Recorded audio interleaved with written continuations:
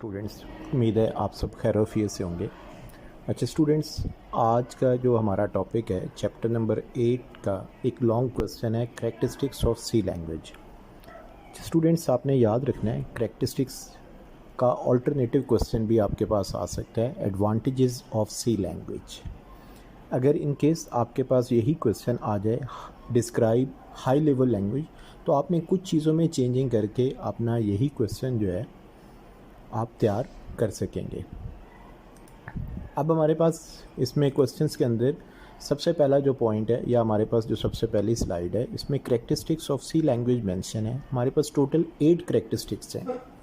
जैसे सबसे पहला हमारे पास पॉइंट है easy to learn and use, machine independent and portable, short programs, fast code execution, user oriented, flexible coding, structured programming, system programming. अब हम नेक्स्ट स्लाइड में इन्हीं को डिस्क्राइब करते हैं।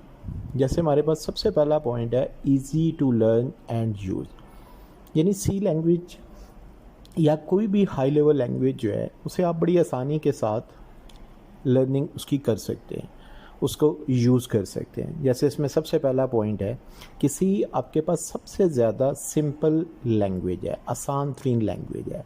सेकंड बुलेट के अंदर है easy to learn and use. Third point में मेंशन है instruction of C have very simple syntax.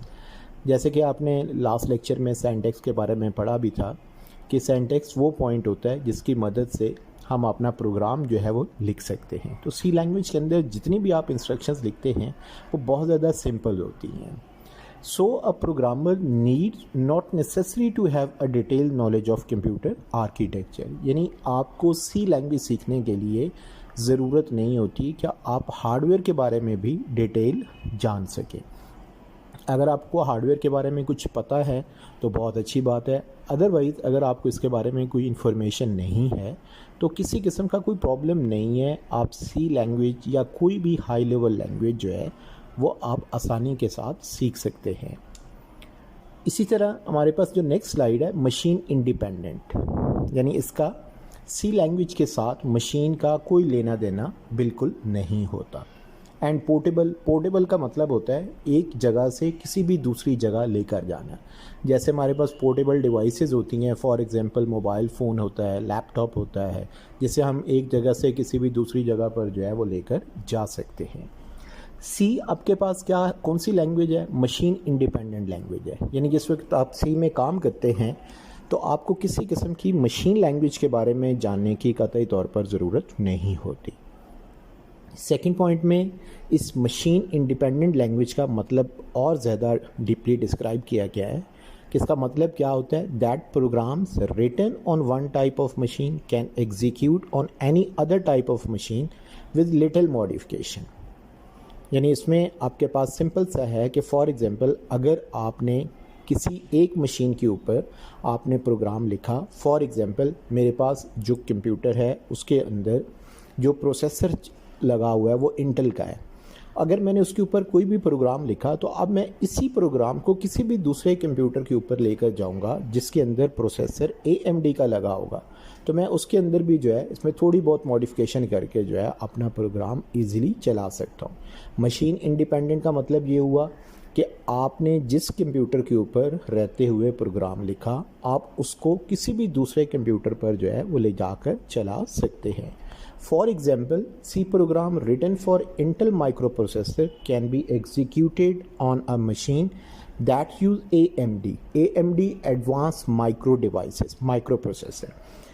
यानी इस पूरी स्लाइड का मतलब ये हुआ कि अगर आपने किसी भी इंटेल कंपनी के प्रोसेसर के साथ आपने सी प्रोग्रामिंग की तो आप उसी प्रोग्राम को किसी भी दूसरे जिसके अंदर AMD माइक्रो प्रोसेसर लगा होगा आपके सिस्टम में, उसके अंदर भी आप काम कर सकते हैं, आपको कोई प्रॉब्लम नहीं होगी। जो हमारे पास पुराने ज़माने में लैंग्वेजेस हम लोग यूज़ करते थे, जैसे मशीन लैंग्वेज होती है, वो जिस कंप्यूटर में आप प्रोग्राम लिखते थे वो सिर्फ उसी के लिए होती थी, किसी दूसरे के लिए जो है आप उसे इस्तेमाल बिल्कुल नहीं कर सकते थे। इसी तरह हमारे पास जो नेक्स्ट स्लाइड है इसमें शॉर्ट प्रोग्राम के नाम से है C language provide a well defined way of writing program with lot of built in function. Built in का मतलब ये होता है पहले से प्री डिफाइंड। बिल्ट इन का ऑल्टरनेटिव वर्ड होता है स्टैंडर्ड डिफाइंड। बिल्ट इन को ही हम लाइब्रेरी फंक्शन भी कहते हैं, यानी ये वो फंक्शन होते हैं जो पहले से प्री डिफाइंड होते हैं, जिन्हें आप इस्तेमाल कर सकते हैं। Therefore program written in C language are short and high reusability as compare to other languages. Second bullet का मतलब ये है कि सी लैंग्वेज के अंदर जब आप प्रोग्राम लिखते हैं वो बहुत छोटा होता है, लेकिन अदर लैंग्वेजेस की बनिस्बत अगर आप उसे कंपेयर करें तो उसको दोबारा बार बार यूज़ करना जो है वो बहुत ज़्यादा इसमें आसान होता है। इसी तरह से हमारे पास जो नेक्स्ट आपके पास ऑप्शन आती है, नेक्स्ट आपके पास जो स्लाइड है फास्ट कोड एग्जीक्यूशन के नाम से है। यानी आप इसमें जितना मर्जी लेंथी कोड लिख लें, लेकिन इसका जो कंपाइलर है जिसे हम लैंग्वेज ट्रांसलेटर कहते हैं वो बहुत ज़्यादा स्ट्रॉन्ग है, वो पूरे प्रोग्राम को बहुत जल्दी से जो है वो एग्जीक्यूट कर देता है। The code written in C language executes very quickly. Minimum code execution time is the major cause of using C language for big system level software project. यानी जो आप बड़े बड़े सॉफ्टवेयर प्रोजेक्ट्स बनाते हैं उसमें सी लैंग्वेज को इस्तेमाल करने का एक ही पर्पज़ है, एक ही मकसद है कि इसके अंदर कोड की एग्जीक्यूशन जो है वो बहुत ज़्यादा आसान है। कंपाइलर क्या काम करता है? कन्वर्ट करता है सोर्स कोड को ऑब्जेक्ट कोड के अंदर in a very short period of time. Source code क्या होता है? जो आप सी लैंग्वेज के अंदर लिखते हैं, किसी भी हाई लेवल लैंग्वेज में आप लिखते हैं, उसे हम सोर्स कोड कहते हैं, और जब कंपाइलर उसको मशीन के अंदर कन्वर्ट कर देता है तो वो इटसेल्फ आपका ऑब्जेक्ट कोड बन जाता है। इसी तरह से नेक्स्ट स्लाइड हमारे पास है यूज़र ओरिएंटेड के नाम से। यानी सी लैंग्वेज जो है वो यूज़र ओरिएंटेड है। These let's the programmers concentrate on problem being solved and algorithm being implemented rather than machine hardware. यानी आपको इसमें मशीन के बारे में बिल्कुल जानने की ज़रूरत नहीं होती। आपका 100% जो फोकस होगा वो आपकी प्रॉब्लम को सॉल्व करने के ऊपर होगा, उस प्रॉब्लम को सॉल्व करने के कोड के ऊपर होना चाहिए, ताकि आप विद इन अ मिनट जो है अपना प्रोग्राम इजीली लिख सकें। बिल्कुल इसी तरह से आपके पास एक और इसकी ज़बरदस्त करैक्टरिस्टिक्स है flexible coding. Program written in C language are very flexible. Programmer can easily change code, procedure and function help the programmer to use them for multiple purposes। यानी आपने कोई एक जगह पर कोड लिखा, उसको आप किसी दूसरी जगह पर भी इस्तेमाल कर सकते हैं। एक ही जगह पर लिखा हुआ कोड आप किसी दूसरी जगह पर भी इस्तेमाल कर सकते हैं। उसके बाद स्ट्रक्चर्ड प्रोग्रामिंग हमारे पास नेक्स्ट स्लाइड है। स्ट्रक्चर्ड का मतलब ये होता है कि पूरा प्रोग्राम जो है वो एज अ होल कंसिडर नहीं होता, बल्कि सी लैंग्वेज के अंदर हम पूरे प्रोग्राम्स को छोटे छोटे मॉड्यूल्स के अंदर जो है कन्वर्ट करते हैं, छोटे छोटे टास्क के अंदर कन्वर्ट कर लेते हैं। जैसे यहाँ पर मेंशन है कि C provide structure programming approach. Structure programming a program is divided into small units called modules. Module itself आपका फंक्शन होता है। यानी सी लैंग्वेज के अंदर लिखा हुआ पूरा प्रोग्राम एक कंसिडर नहीं होगा, बल्कि वो छोटे छोटे फंक्शंस के ऊपर डिपेंड करेगा। और उसके बाद तमाम मॉड्यूल्स जो होंगे उनमें जो डिफरेंट इंस्ट्रक्शंस होंगी वो सारे मिलकर जो है आपकी एक पर्टिकुलर टास्क जो होगी उसको परफॉर्म करेंगे, यानी कंप्लीट करेंगे। इसी तरह हमारे पास इस क्वेश्चन की जो लास्ट स्लाइड है सिस्टम प्रोग्रामिंग जो है कि सी लैंग्वेज के अंदर एक ज़बरदस्त सिस्टम प्रोग्राम भी लिखा गया है जिसे हम ऑपरेटिंग सिस्टम यूनिक्स के तौर पर याद रखते हैं।